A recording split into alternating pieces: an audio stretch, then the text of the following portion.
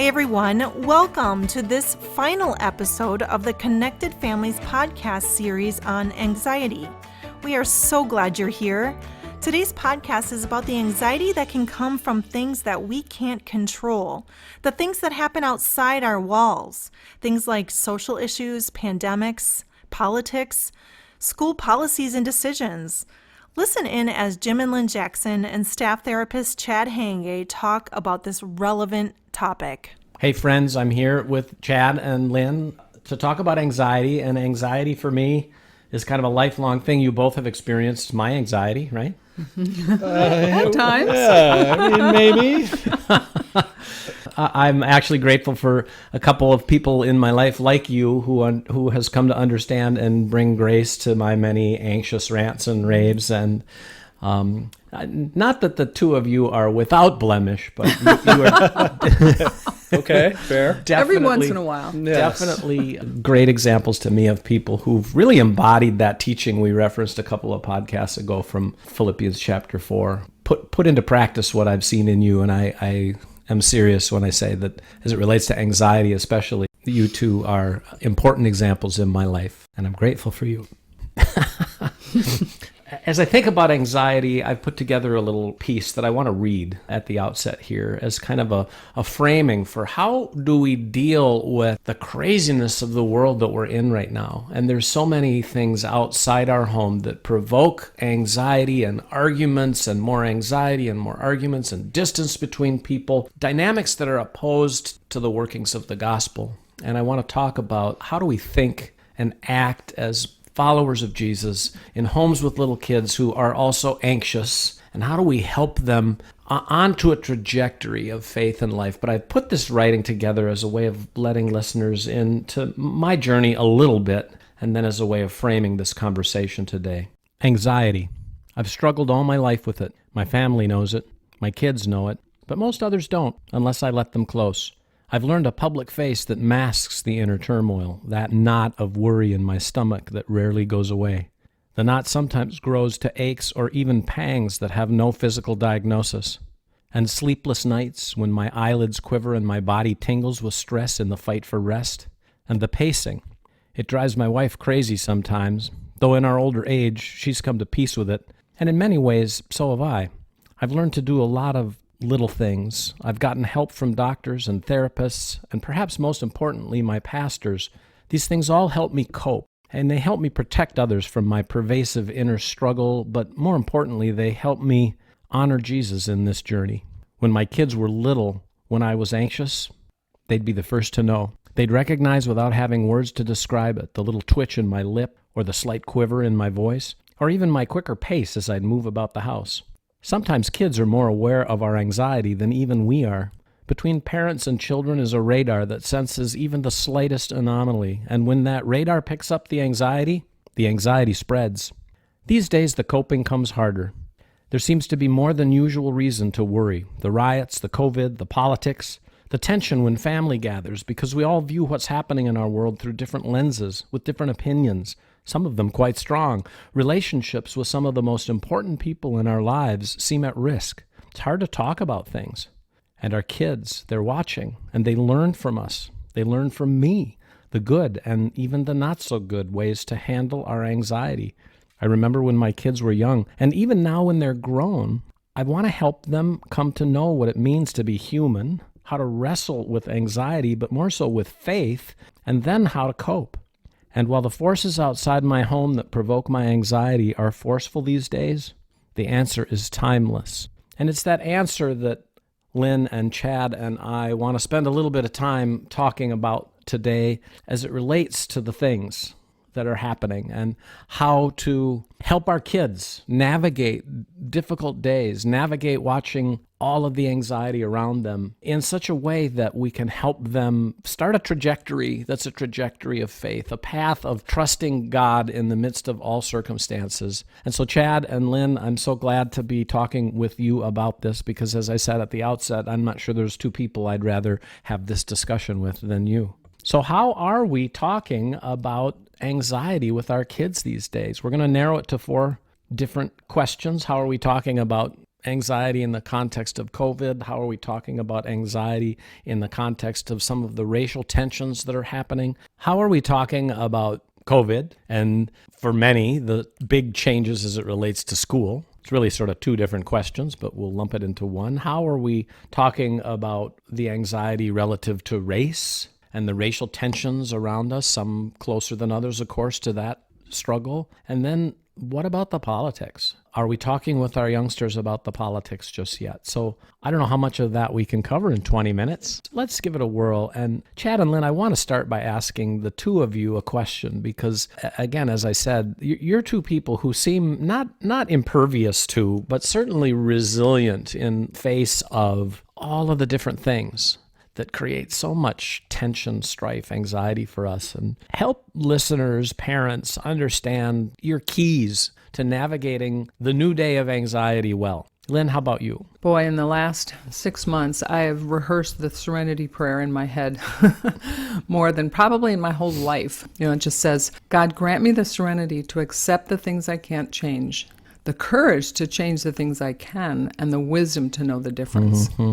And I think that's just, it's so biblical, and it so helps our response to the craziness around us. Yeah. There's so many things we can't change that we have no power over. But there certainly are things that we can, and we're called to make a difference, but to have the wisdom to know the difference between those two things. Well, and that's such, I don't know if this is the right word or not, but such a lofty framing that really covers anxiety of all kinds. It covers life circumstances of all kinds. Mm-hmm. I mean, it was created in the context, or at least first powerfully leveraged in the context of addiction recovery, but it really does apply to so many different things. And it's a guardian perspective over all of life, really, that's anchored in the work of God and the wisdom of the scriptures. Right, because Jesus promises that we will have trouble in this world, so we can't change it all. And trouble has come knocking, hasn't it? But we are called to make a difference. You reference saying that prayer often, more than once a day. But I know, and so speak to this, that you've got habits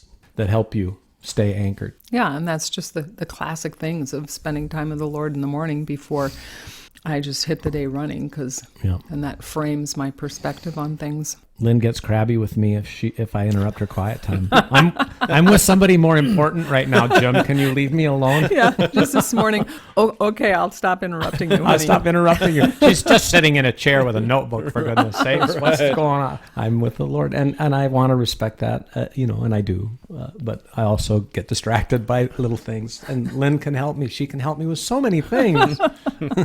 Chad, how about you? You have been such an example through so many different things over the years of perspective. How do you stay anchored in light of it all? Yeah, I think the starting point for me is remembering or catching myself first with my runaway thoughts and my thinking of the worst case scenario perhaps, or call it catastrophizing.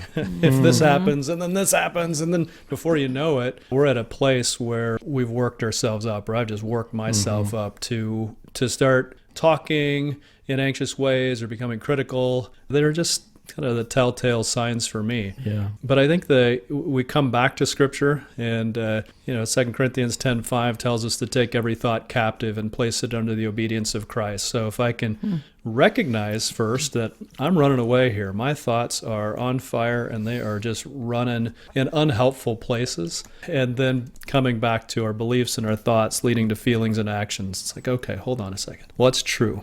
Right? We just have to get grounded back into that place of what's true. We talked about Philippians 4:8, whatever is true and noble and right and pure and lovely and admirable, excellent, praiseworthy. Think about those kinds of things. So that's the exercise that I need to do. Yep. And then I remember Jesus' words too of, who's going to add a day to your life by worrying? And it's like, okay, God, well, what can I do instead? And that comes back to anchoring myself in what I know to be true. Yeah. I love that we got some contributions from parents that are in the trenches with young kids with this. And I love how one mom translated that verse, 2 Corinthians 10:5, and made it so practical for her kids. She said, and Philippians 4:8 too. She said, we've talked a lot about Philippians 4:8, and to help train our minds to replace anxious thoughts that feel so overwhelming, to replace them with God's truth. I've had our kids list as many lovely things that they can think of or ask God to help them think of as many as they can.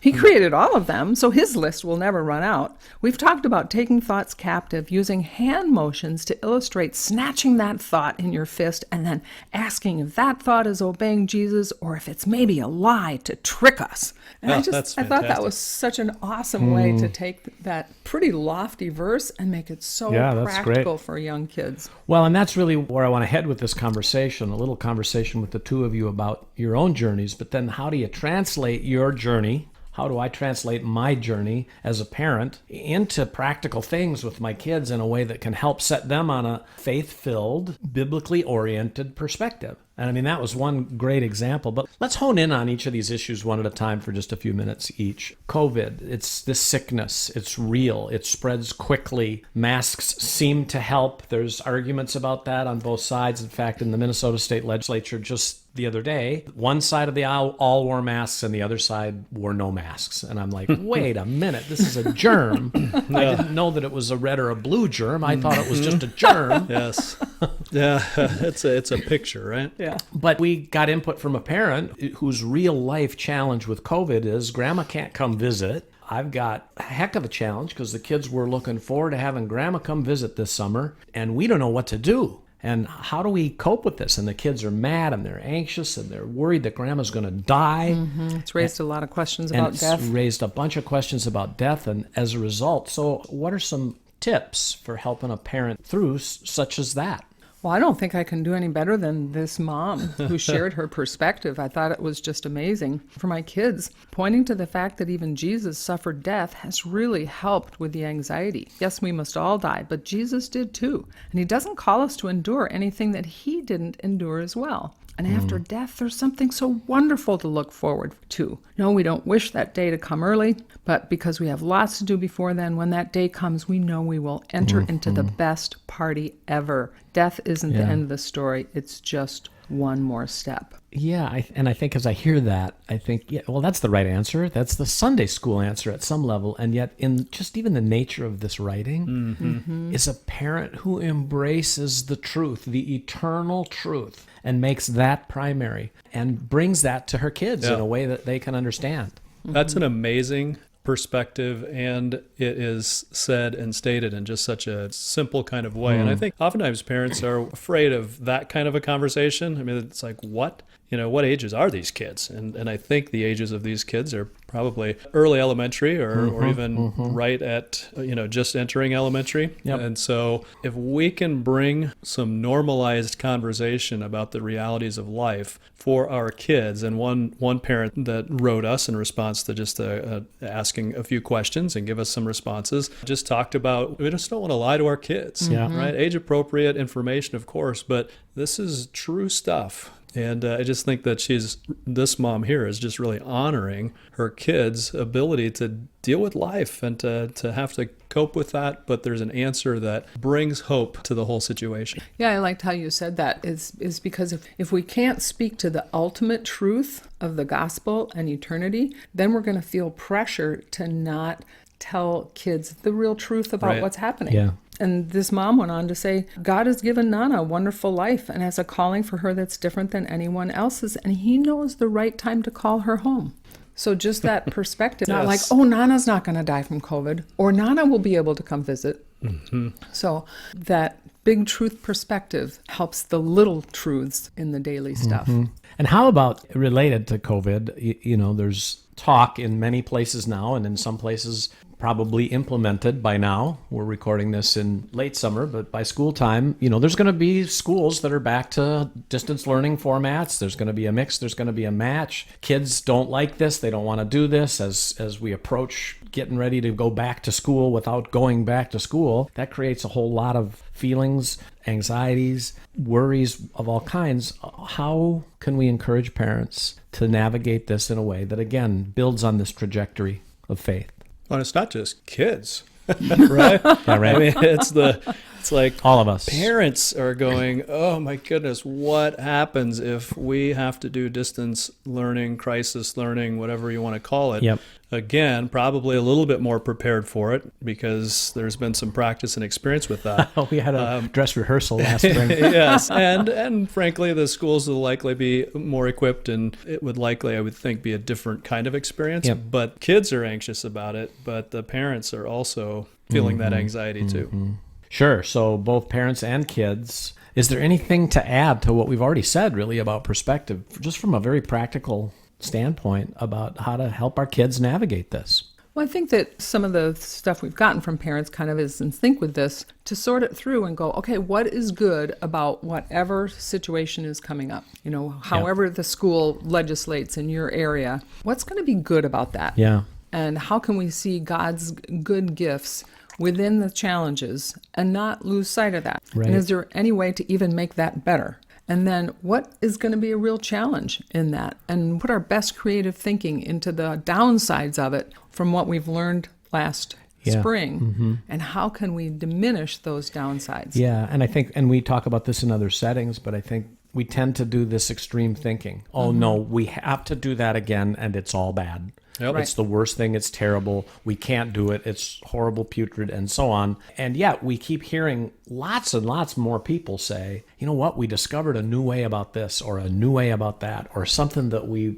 are making into an important practice for our home that we never would have discovered another way. So Lynn, it really builds on your thought about let's discover what's good, because where 0 is, it's so terrible that we may as well not even continue. And where 10 is, hey, no problem, this is actually really great. You know, most parents are neither number. They're somewhere in between. Right. And between whatever they would say their number is and 0 are good things. What are they? How can we do more of them? How can we get systematic about that? Have you heard examples of that in any of your coaching or conversations with parents? I certainly did have a parent watch the patterns that her child was naturally doing in homeschooling. We actually incorporated this into a blog post of this child figured out he couldn't attend homeschooling in the middle. You mean the distance learning? The distance learning in the middle of his siblings. So he was sort of disobedient and went outside to play in the mornings. And then in the afternoons, he'd come in and he'd do his own little solo schooling. And so watching what your kids naturally gravitate towards and when they're the most successful, and kind of a success-focused question. When have you felt the best about distance learning, and what did you do to help make that possible? Going from a positive perspective. How did you make it work? Yep. Yeah, great. It's one of the things that we talk about a lot just in terms of family meetings even. I mean, that's the context that I would oftentimes have these conversations, but it can be done individually as well. But we just call it mapping out, right? We would just have a whiteboard, draw 2 lines down, you'd have 3 columns. What would be good about this? What concerns would we have about this? And then the third was really, what do we need to know, or what information do we not quite have perhaps that might help us not be as worried about this, that might put it actually into the good column, or we're moving into it knowing these are the things we're worried about. And so let's be aware of those things. So I think that that's a helpful framing, and it just, again, grounds us back into reality, and it keeps us out of that all or nothing, while also giving us something to do. Oh, well, what should we do between now and the next time that we'll talk about this to help us figure out the answer here? I'm imagining sitting down with a group of young kids in my home and putting that whiteboard on and making fun with this. Hey, okay, everybody, here's what's real. I know that not all of us like it and that it could be hard, and I get that, but let's have a conversation about what's real. And what's real is that we're going to still have to do a fair bit of learning from our computers at home this fall. Oh, terrible. Oh, no. No, I get it. It's hard for me too, but I think there's a lot of bad things we could talk about, but there's also maybe some good in that. So let's talk about what's good. Let's talk about what's not so good, or what you might say is bad. And then let's talk about maybe questions we have. And then let's talk about what we're going to do to be the best family we can be during all of this. I mean, if every family could develop a habit of doing that once a week or so, what a great thing that would be. And it holds us as parents accountable to the conversation, because we've got our expectations shattered too. Yeah. Well, okay, what's bad is that I got to work from home and I get interrupted a lot, and you kids don't always know where stuff is.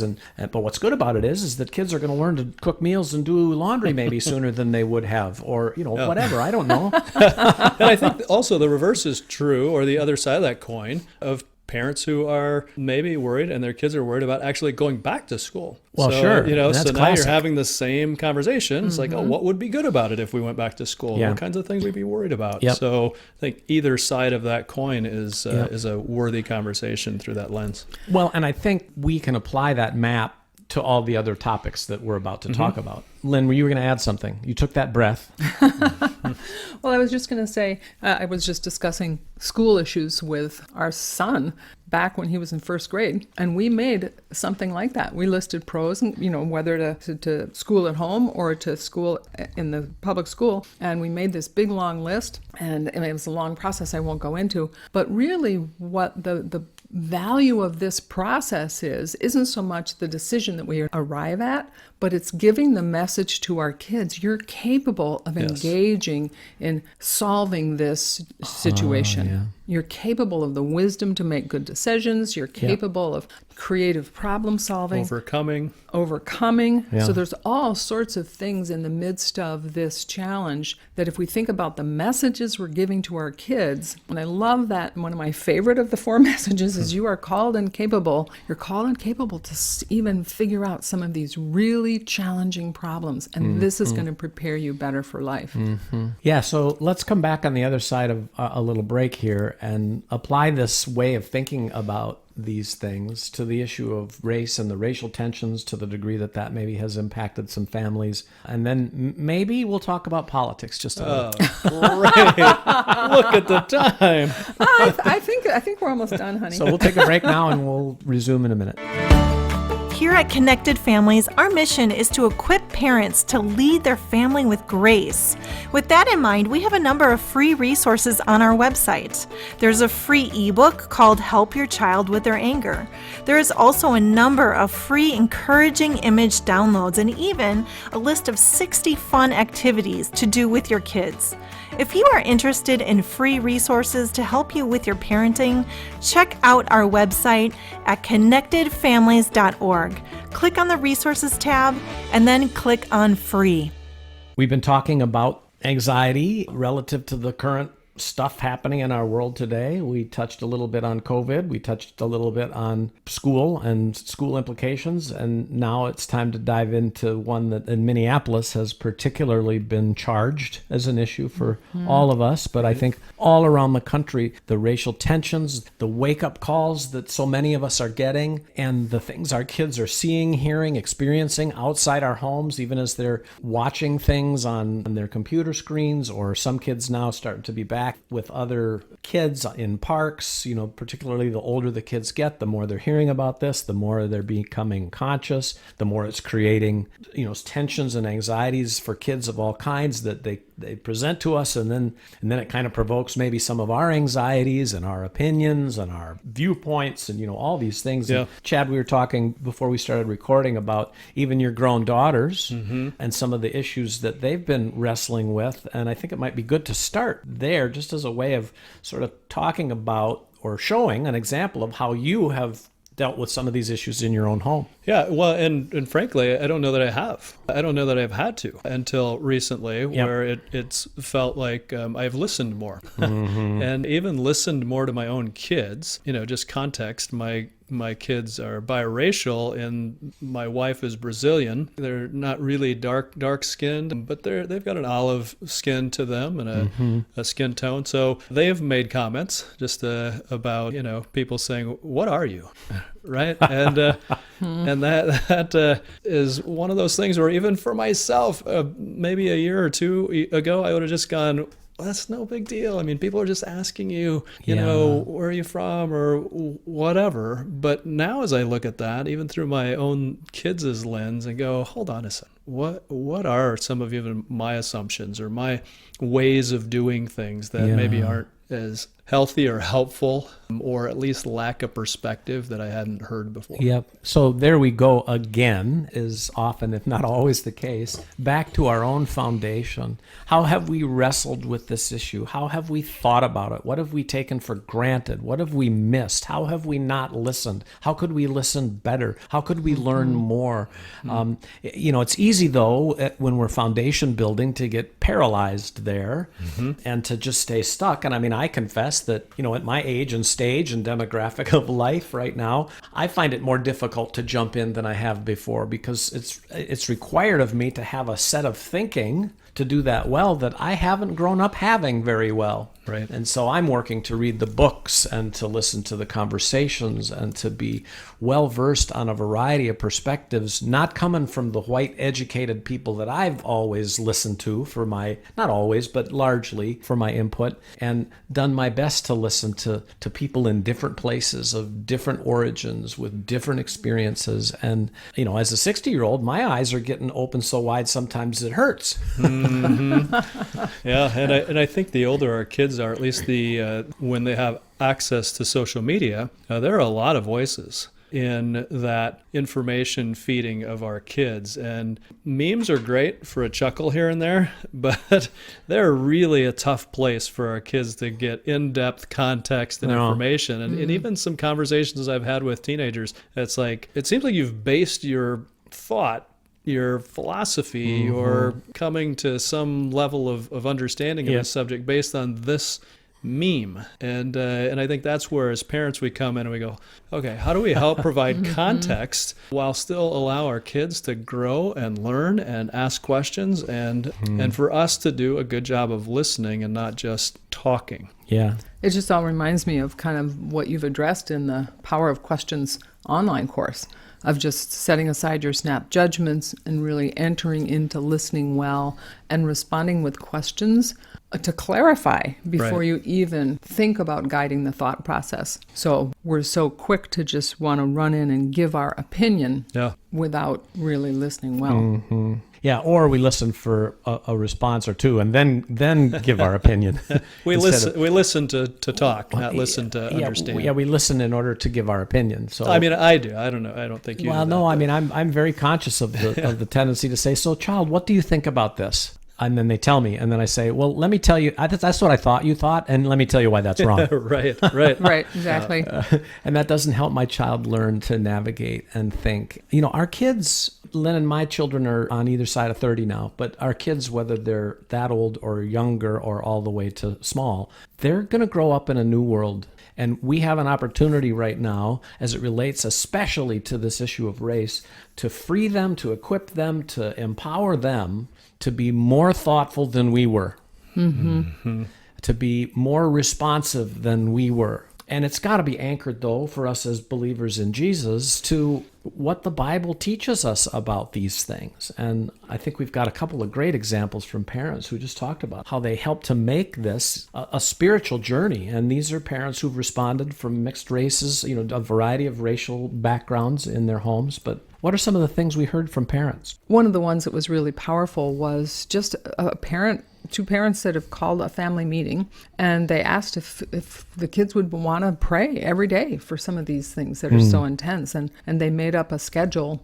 for every night at bedtime to just pray on a different topic. And a lot of those are these anxiety-causing situations of school, of race, the politics. And so they're praying together every night before bed about these issues. Yeah, and I know this may be the same parent or a different one, but we got a note from a parent who said, we're really focusing on a character trait that the Bible teaches us, and being thoughtful, prayerful, and even having conversations about how are we growing in justice, in mercy, in love for neighbor. What are some ideas that we have to be responsive to what God might be inviting us to do? And there's the what to do question too, which is what might we, where we're at, do to stand in the gap that seems to be there between the races and build bridges of justice, bridges of mercy, bridges of love, bridges of understanding. What might we do as a family? How can our family be a family that builds bridges and that stands for justice? Do we need to get into some hard places to do that? Might we want to join a demonstration? Might we want to go to City Hall? Might we want to call a legislator? Might we want to make a little video that our family shares with the people in our network? I think as a white person, I know I feel compelled, and if we had young kids in the home, I think we would join together as a family and do some things to make stronger statements instead of just let stuff go. What can we do? What can we do as a family to build bridges, or stand in the gap, or make a video, or speak to the jokes that people tell? And one of our children in particular, has been a model for me.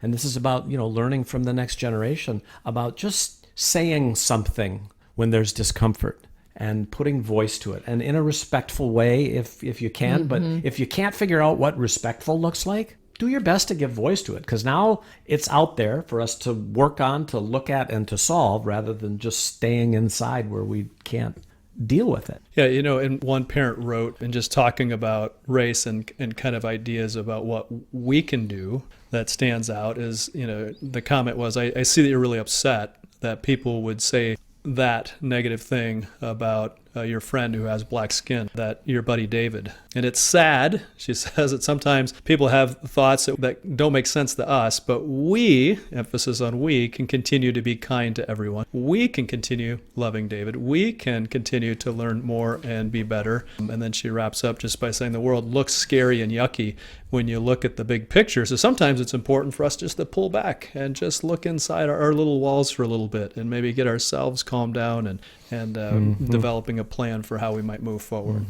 And the key there seems to be, let's make a plan for how to move forward, how to do better, how to build bridges. And when we think about anxiety too, sometimes anxiety just rises because we're out of control. We don't know what to do. And so even these little emphases of we can continue to love, we can continue to be kind to everyone. It starts to give a sense of empowerment again, that these are things that we can do, and they can make a difference. Yeah, so I'm reflecting back again to Philippians 4, 6, and 7. Don't be anxious about these things. But as it relates to the issue of race, make my requests known to God. God, be our unity. Give us strength to build the bridges of justice, of mercy, of understanding that we can build. Heal and restore. Bring our kids into this. Be a model. Invite them to even take those verses in the Bible and apply it to this issue of race, the issue of politics, the issue of COVID, any of the above, and be active to engage the kids in that journey. You're talking about being active to engage the kids, and I love that. And yet I think about the parents that go, yeah, well, I've got one that wants to talk about it and one that won't have, doesn't want to have anything to do with it. And one mom had just a very interesting perspective on that. She said one of our kids is willing to engage and talk through a bunch of anxious big feelings. The other one doesn't want to talk about it at all. But we found that if we were talking about stuff, he'll listen in from the other room and occasionally choose to engage the conversation. We can't force it, but he knows we are talking about stuff and that big anxious feelings are okay. So this is such a great perspective on just the value of modeling. Even if your kids really don't want to enter in, you can have conversations with a spouse, or if you're single, with some other important person on a phone, and be talking about things in a way that are thoughtful and respectful and show that you're really processing things prayerfully. If our kids see us growing and responding in new ways, they notice, and it tends to lead them to their own form of growth, even if it's not engaging with us the way we'd like. Yeah, and I just want to even acknowledge, Jim, specifically, you have really dug into facts as much as you can about these tough race issues, going to police reports, going to government documents, really moving away from some of the extremist things and digging in facts, and that has been so observed and noticed by especially a couple of our more emotionally intense kids in our extended family. I mean, our example as parents never ends, and I think our kids that's really important. Continue to learn and grow as we continue to learn and grow. If we stop learning and growing, then our kids likely will too. Yeah, so there's a lot more we could say, obviously, and a lot of people are saying a lot of things about this issue these days, but as it relates to talking with our kids and guiding them through anxiety about these things, hopefully those little nuggets are helpful. The last piece I want to just touch on, and maybe... Do we have time, Jim? Let's just take 30 seconds. We can cover it. Is just this issue of politics. And I mean, in some ways, everything we've been talking about right now is somehow politically tied. Whether it ought to be or not. It has got its talons in there. We wrote a piece several years ago around election cycle time about the politics of our home. Like, the first thought that I have about talking with our kids about the politics outside our home is to be thoughtful about what do the politics inside our home look like. Because if we're going to talk about what's going on out there and help guide our kids through what's going on, because at the end of the day, politics is about the policy. It's about the rules. It's about what are the conversations we have to set the rules and the expectations for how life is going to go around here. And where are we going to spend our money and who's going to get the power to decide that. And we have politics in our home. And if the politics in our home aren't, if we're not thoughtful about those and how we make decisions and involve our kids in the politics of our home, it's going to be hard to engage outside. One of the things that we also noticed when we got feedback was that, we got information and stories about how parents were dealing with COVID and schools and racial tensions, but we received zero in terms of feedback on how parents were talking to their kids about politics. Nobody talked directly about how to deal with politics in their home. Well, that may heat up in the next couple of months. Yes. But I think the Bible just calls us to keep our words about anyone respectful. And this is such an opportunity for kids, especially if they know we have strong feelings about something and would be prone to be opinionated and really disrespectful about someone's perspective, that we are honoring to all the people that we talk about.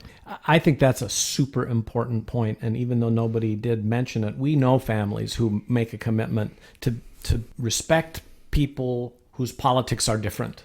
And it's a lot easier for us to teach our kids to do that if what they're seeing from us is responses about those people we disagree with staying respectful. Yes. And staying honorable and seeking more information instead of just saying they are wrong and we are right. And if they would not be such, and we use inflammatory language about the other party and the other people. And I hear people who have really good ideas on both sides of the political spectrum, or really it's not even two sides as far as I see it anymore. Because I've looked at lots of different perspectives in between the right and the left. The ones I'm most inclined to listen to are not the ones who I agree with the most. They're the ones who I believe have a respect for the fact that I might have a different opinion. Right. I have been looking at and has kind of been front and center again for me, the verses in Colossians 3:12 and following that we're rooted in this idea of who we are. In Colossians 3:12 says, therefore, as God's chosen people, holy and dearly loved, that's who we are. And then it says, put these clothes on, right? The clothes of compassion and kindness, humility, gentleness, and patience. And then the next line is so pertinent to where we're at right now. It says, bear with each other. And forgive whatever grievances you might have against one another. And we've never been in a spot where we've needed to bear more with each other. Yeah. And those garments that he's telling us to put on are so important. And so as we expect our kids or want our kids to model those things, we need to model it. Yeah. Like what does it look like for compassion and kindness, humility? Humility and the gentleness and the patience and bearing with each other. Yes. And I think to really implement that, we have to have that big picture perspective of God is in control. Because if we think that certain political figures are in control, we won't be able to check our anxiety. And then it's going to overflow in disrespect. Yeah. So it circles back to where we started, which is that big picture sense of God's purposes and presence overarching everything. Which is really what all of this is about. It's about the fact that we are invited to participate in a kingdom that is not of this earth. The kingdoms of this earth seek to replicate that kingdom in order to attract us away from the kingdom of God. But Jesus told us in the world it's going to be tough. And one of the big reasons it's going to be tough is that the world does not embrace the values of the kingdom of God very well, very often. There's a longing and a deep desire in each human soul to do it, but it comes out twisted by the selfishness, by the sin, by the stake in the ground opinion about I'm right and you're wrong. And we are called to a different kingdom, aren't we? And, disagreements can happen. It's okay. We can disagree with people. But how we do it says so much to our kids. It says so much to the community at large. So as we wrap up here, we invite our listeners to just think about this idea that the reign and the rule of Jesus is as present and powerful now as ever. and that we are invited to be part of this heavenly kingdom that calls us to rise above the ways of the world and to function in the clothing of love and to be steeped in the knowledge of who Jesus is, of who God is, and to believe with all our hearts that whatever trouble we encounter on the earth, whatever power or forces are present here, the power and the force of God's goodness, God's grace, through the death, the resurrection, and the eternal life of Jesus in all of us offers, that's the most potent and powerful way to walk and to overcome anxiety of all kinds. Jesus didn't seem to have anxiety. He had a joy set before him that put him in a position to endure the cross. And I think we're invited into that way of life. And so parents, we leave you with these thoughts, hoping a nugget or two is helpful. And I would invite Lynn and Chad to each close us with just a brief prayer. Father, we are so grateful that you are in charge and that you preside over the earth. We're just the footstool, barely see the hem of your garment. Your thoughts are not our thoughts. Your ways are not our ways. You are so above and beyond, and that can give us peace in the craziness of today's world, and we're grateful for that peace. I pray that you would empower parents to really lean into that truth and give them wisdom for ways to pass it on to their children. God, we thank you for putting us in this time and place. And we pray that as we lean into you and we seek you, that you would guide us as we seek to guide our kids. And we do pray for each parent who's listening right now, that you would bless them and encourage them, that you would bring your peace to come over them. As the Aaronic prayer in Numbers says, and we'll just close with this for parents, that the Lord bless you and keep you. The Lord cause his face to shine upon you and be gracious to you. The Lord turn his countenance, his face towards you, and give you peace. Amen. Thank you for joining us for this episode of the Connected Families Podcast. We hope you got tips that you can use in your parenting today. Please subscribe and leave us a positive review so other families can find us and learn how to parent with peace and connection.